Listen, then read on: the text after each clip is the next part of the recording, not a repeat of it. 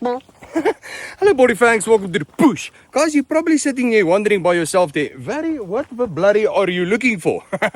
Ja, hy hardloop rond met die spoed van die hardlywige krimpvarkie, looking for his eiers. Easter eggs. Why? Because it's Easter weekend. And some Tanny along the line there use some strategic maneuver there to hide the eggs from the kids there. Ja, chocolade eiers. En jou vrou is besig om 'n roast te maak en all you want to do is go klein the mud.